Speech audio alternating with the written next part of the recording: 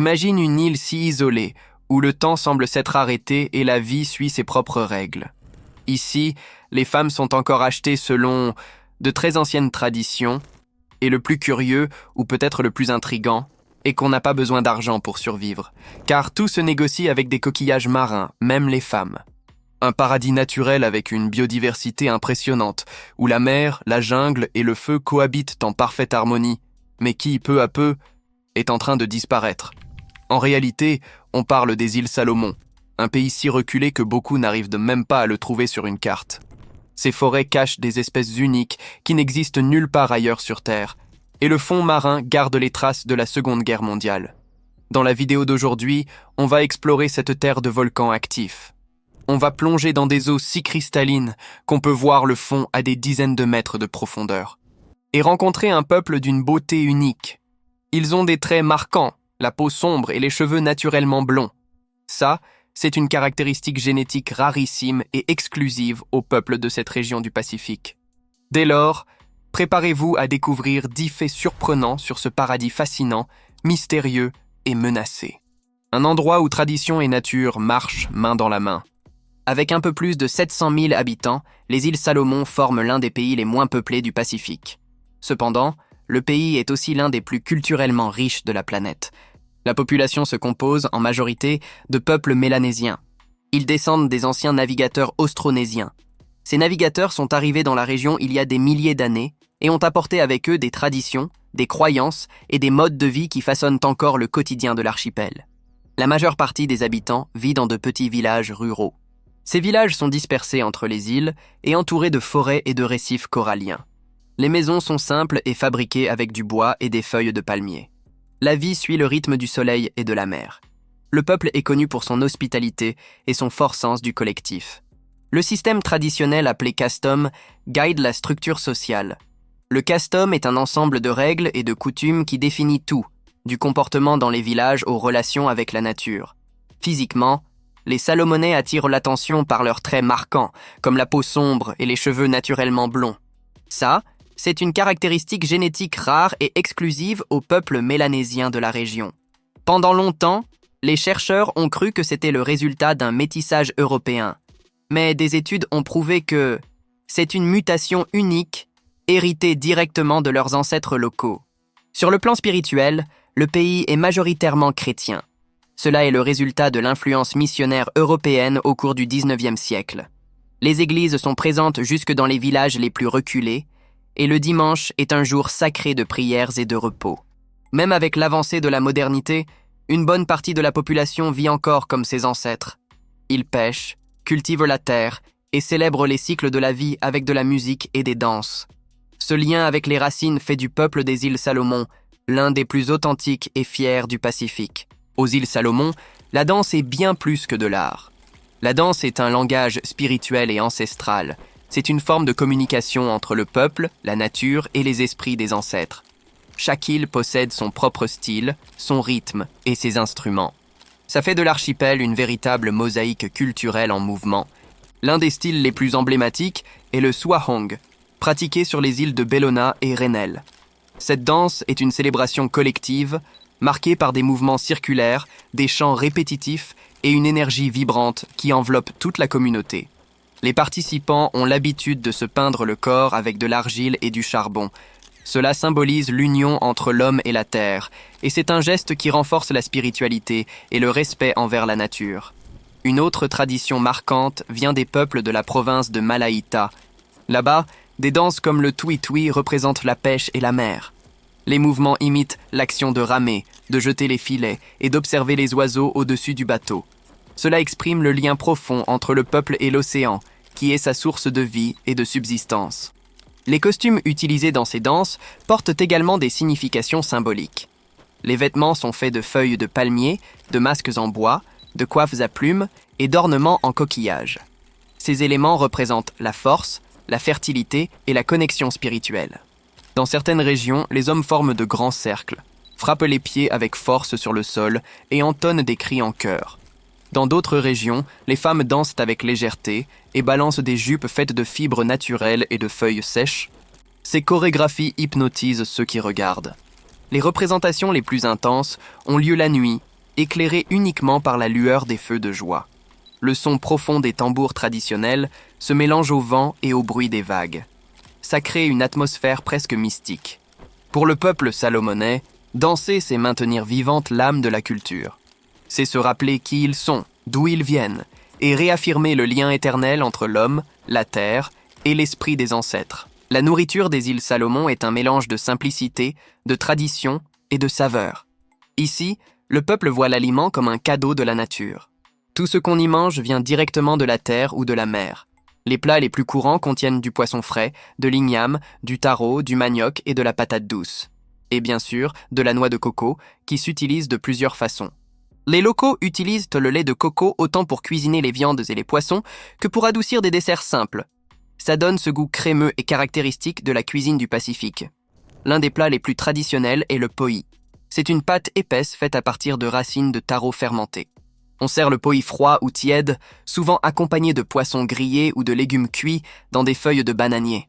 Une autre spécialité est le lovo, un repas préparé de manière ancestrale. La méthode consiste à creuser un trou dans le sol et à chauffer des pierres volcaniques jusqu'à ce qu'elles deviennent incandescentes. Ils placent des feuilles de bananier, des poissons, des viandes et des racines assaisonnées sur les pierres. Ensuite, ils enveloppent le tout dans d'autres feuilles et recouvrent de terre. Il y a aussi l'oulou, qui est le fruit à pain servi rôti ou bouilli. Et le palusame, fait avec des feuilles de taro farcies au lait de coco et au poisson séché. Lors des fêtes, le porc rôti est une présence obligatoire. Il est le symbole de la prospérité et de la générosité. Pour boire, la vedette est le jus de coco vert, très rafraîchissant et naturel. Mais il y a aussi le kava. Le kava est une boisson traditionnelle faite de racines broyées et mélangées avec de l'eau. On consomme le kava lors de rituels et de rencontres communautaires. Son effet est relaxant, et l'acte de partager la boisson représente l'amitié et le respect. Aux îles Salomon, le mariage est l'affaire de toute la communauté. Le mariage passe par un rituel ancien qui a, encore aujourd'hui, une énorme valeur culturelle. Le rituel s'appelle le bride price, ou le prix de la mariée dans notre langue. Cela signifie que la famille de l'homme paie à la famille de la femme une somme spécifique pour pouvoir l'épouser. Le paiement peut être fait en argent, en coquillages, en porc, en nourriture ou autres biens. La culture voit ce paiement comme une compensation à la famille de la mariée pour la perte d'une travailleuse. Culturellement, la femme est la principale responsable de l'entretien de la maison, des plantations, de la cuisine et de l'éducation des enfants. De plus, dans de nombreuses régions rurales, les mariages ont lieu très tôt. Il n'est pas rare de voir des filles se marier avant l'âge de 15 ans. Ça, c'est une pratique ancienne qui est de plus en plus remise en question par les nouvelles générations. Pour que l'on ait une idée, dans diverses communautés, le paiement ne se fait pas en monnaie, mais en coquillages. Cela se produit surtout dans les îles les plus traditionnelles, comme Malaïta et Guadalcanal. Oui, des coquillages marins. La valeur payée pour la mariée est mesurée en shell money. Le shell money, ce sont des monnaies faites de coquillages polis. Ça, c'est une forme d'argent traditionnel qui existe depuis des siècles aux îles Salomon. Ces coquillages ont une grande valeur symbolique. Le peuple utilise ces coquillages non seulement pour les mariages, mais aussi pour compenser des offenses, résoudre des conflits et négocier des terres. Pendant la cérémonie, le marié et sa famille remettent ses biens à la famille de la mariée. La famille de la mariée, de son côté, prépare une grande célébration avec de la musique, des danses et des rituels d'adieu pour la jeune fille qui part vers sa nouvelle maison.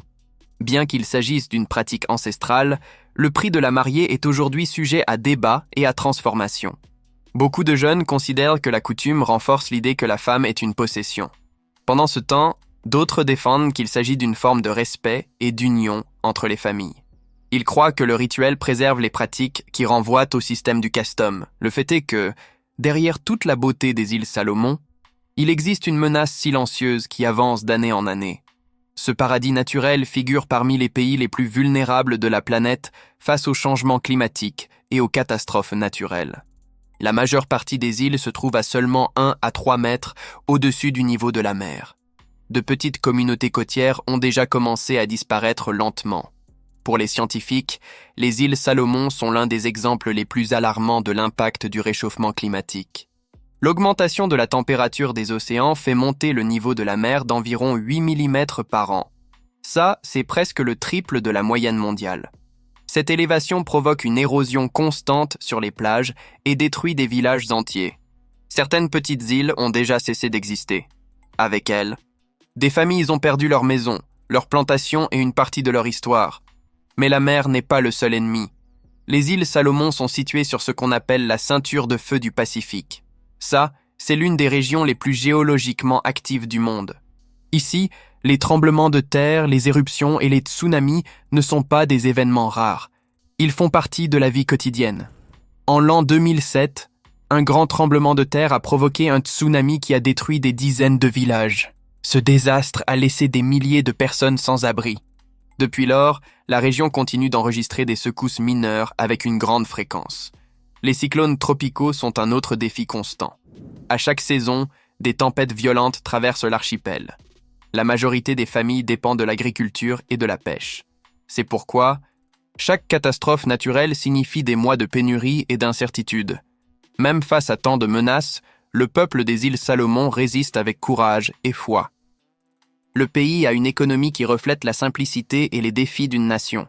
C'est un pays qui vit en harmonie avec la nature, mais qui en dépend fortement pour survivre.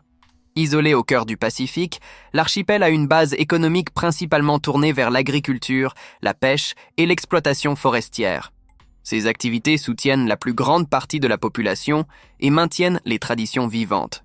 Plus de 80% des habitants vivent de l'agriculture de subsistance. Ils cultivent des produits comme l'igname, le manioc, la noix de coco, le riz, la banane et le taro. Ces aliments garantissent la subsistance des familles et approvisionnent les marchés locaux. La noix de coco est le principal produit d'exportation. Les industries utilisent la noix de coco pour produire de l'huile et des dérivés, qui sont vendus aux pays voisins. Outre la noix de coco, le poisson et le bois tropical sont aussi d'importantes sources de revenus.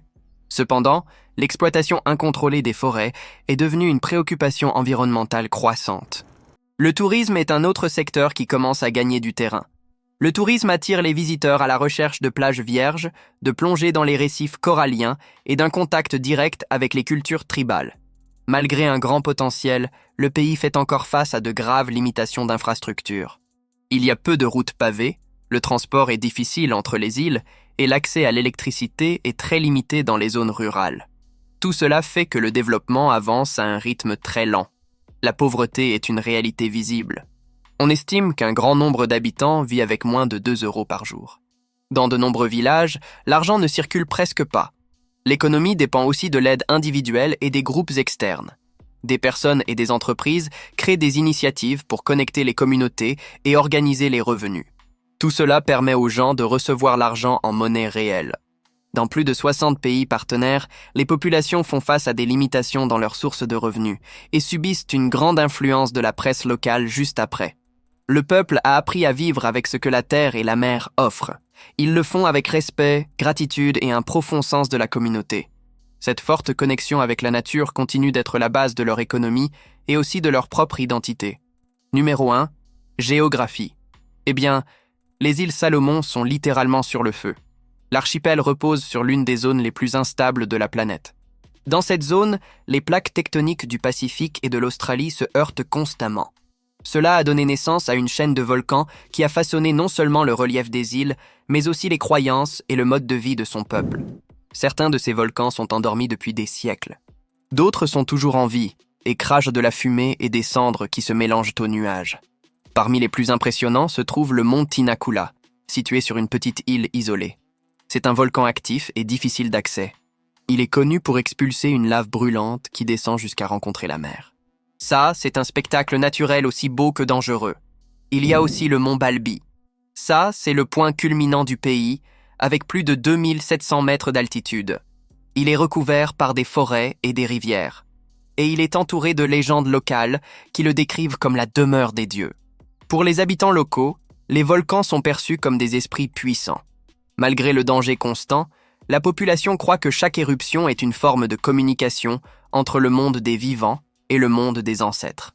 Quand le sol tremble ou que la fumée s'élève du sommet des montagnes, le peuple ne voit pas ça comme un désastre. Le peuple perçoit cela comme un avertissement des ancêtres, un rappel vivant que la nature doit être respectée. Les îles Salomon forment un vaste archipel caché au cœur de l'océan Pacifique Sud.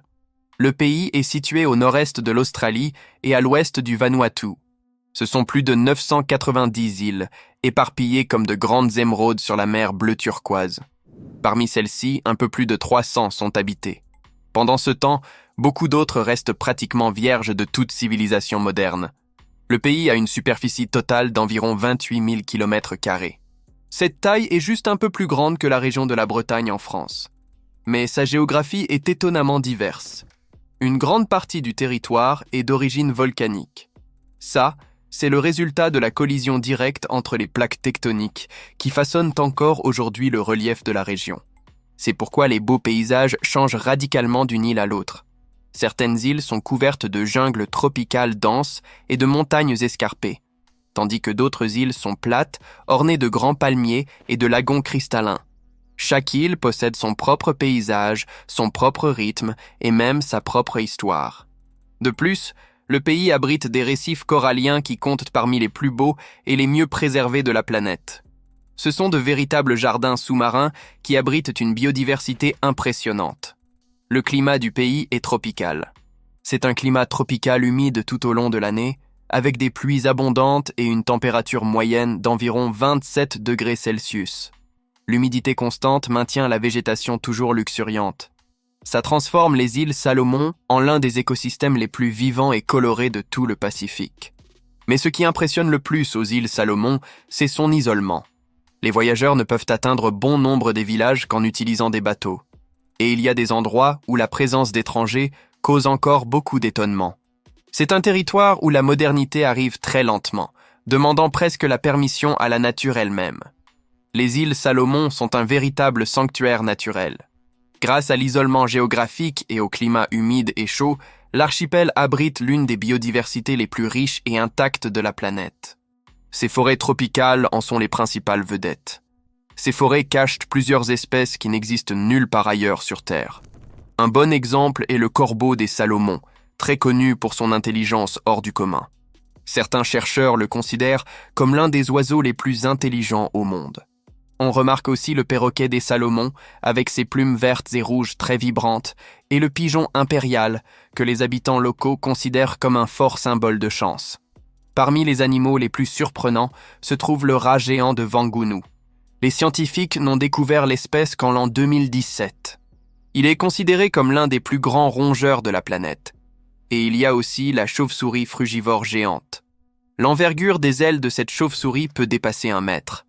Ces créatures, avec d'innombrables autres espèces, sont de parfaits exemples de la vie unique qui s'épanouit dans les forêts isolées de l'archipel.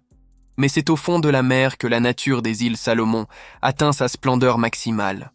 Les eaux qui entourent le pays abritent plus de 1000 espèces de poissons tropicaux et des centaines de types de coraux. Cela forme l'un des écosystèmes marins les plus vivants et luxuriants du monde. Plonger dans ces eaux, c'est comme entrer sur une autre planète. Parmi les créatures les plus mystérieuses se trouve le poisson fantôme des Salomon. C'est l'un des poissons les plus rares et les mieux camouflés au monde. Les requins marteaux, les tortues vertes, les dauphins et les globicéphales circulent librement dans ces eaux cristallines. Pour les habitants locaux, la mer est un grand esprit vivant. Et chaque être marin, aussi petit soit-il, possède une âme véritable. Cette forte relation spirituelle avec la nature a fait que le peuple des îles Salomon a préservé ses forêts, ses rivières et ses océans pendant des siècles. Ce soin a maintenu intacte l'une des dernières frontières sauvages de notre terre. Voyager à travers les îles Salomon, c'est comme explorer un paradis oublié par le temps. Chaque île garde un décor complètement différent. Ce sont des plages vierges, des forêts tropicales luxuriantes, des lacs mystérieux et des récifs coralliens qui semblent peints à la main. L'un des endroits les plus impressionnants est le lac Tegano, situé sur l'île de Rennell. Il s'est formé sur un ancien récif corallien. Les experts le considèrent comme le plus grand lac insulaire du monde. Il est situé dans la mer du Pacifique Sud et l'UNESCO l'a déclaré comme patrimoine mondial. Ses eaux sont cristallines et saumâtres et elles sont habitées par des poissons et des oiseaux très rares. Des forêts vierges et de petits villages entourent les rives du lac. Dans ces endroits, le temps semble ne pas passer. Une autre destination à couper le souffle est le lagon de Marovo. C'est le plus grand lagon à double barrière du monde. Les experts le considèrent également comme l'un des plus grands lagons d'eau salée de la planète. le site possède une faune marine très riche, pleine de récifs et de belles plages de sable clair. Ces eaux calmes et transparentes abritent une vie marine vraiment impressionnante. On peut y trouver des tortues, des raies, des dauphins et des centaines d'espèces de poissons tropicaux. L'endroit est idéal pour ceux qui recherchent une expérience de la nature beaucoup plus sauvage. Il offre des options de plongée, de snorkeling et de nombreux moments de pure tranquillité au milieu d'un décor totalement paradisiaque. Pour ceux qui recherchent quelque chose de beaucoup plus historique, il y a la mystérieuse Skull Island, ou l'île des crânes. L'île se trouve près de la ville de Munda. L'endroit abrite d'anciens hôtels remplis de crânes humains. Ça, c'est le souvenir effrayant de l'époque où la chasse aux têtes était une pratique rituelle courante parmi les anciens guerriers locaux. Aujourd'hui, l'endroit fonctionne comme un sanctuaire culturel. Les touristes visitent l'île avec respect. Des guides locaux racontent toutes les légendes et les histoires derrière chaque relique trouvée. Le pays est aussi un paradis fantastique pour les plongeurs. Les îles Salomon abritent certains des récifs coralliens les plus magnifiques et préservés de toute la planète. Les eaux sont si claires que la visibilité peut dépasser les 40 mètres de profondeur. Les plongeurs y trouvent des paysages sous-marins luxuriants. Les paysages sont remplis de poissons tropicaux colorés, d'énormes grottes immergées et de magnifiques jardins de coraux qui semblent être en vie. En plus de tout cela, il est possible d'explorer les épaves de la Seconde Guerre mondiale. Le fond marin abrite des navires et des avions coulés. Tous sont maintenant recouverts de magnifiques coraux et de diverses éponges marines. C'est un décor parfait qui mélange beaucoup d'aventures, d'histoires et de beauté naturelle en une seule plongée. Et pour ceux qui aiment profiter d'une bonne plage, les îles Salomon sont un véritable paradis caché au cœur du Pacifique. Il existe des plages si vierges que le tourisme n'a même pas réussi à les atteindre. Cela a préservé une beauté naturelle rarissime. Des endroits comme Gizo, Tetepare et Wepi offrent d'excellents paysages à couper le souffle. Beaucoup de soleil, du sable blanc, une mer bleu turquoise et un magnifique coucher de soleil se reflétant sur les grands palmiers. L'île de Tetepare, par exemple, est très connue comme la plus grande île inhabitée du Pacifique Sud. C'est un sanctuaire d'une nature pratiquement intacte. C'est très vert, très sauvage et avec presque aucun signe de civilisation. La destination est idéale pour ceux qui recherchent beaucoup de tranquillité, l'isolement total et le contact direct avec la vie sauvage. Quant à la plage de Lela Beach, située sur l'île de Guadalcanal, elle est considérée par les habitants comme l'une des meilleures plages de tout le pays. Le lieu dispose d'eau chaude, de nombreux cocotiers inclinés et d'une atmosphère totalement sereine.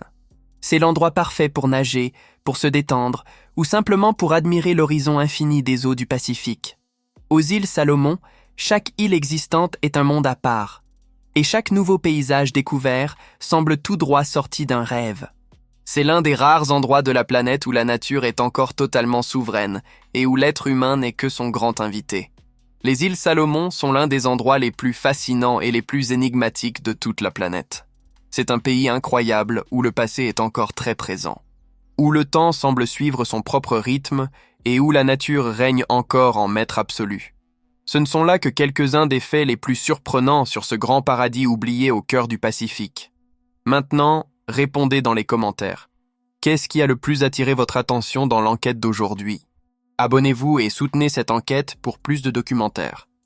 Merci d'avoir regardé. Pensez à liker et à vous abonner. Ça me motive à créer encore plus de vidéos. On se dit à la prochaine.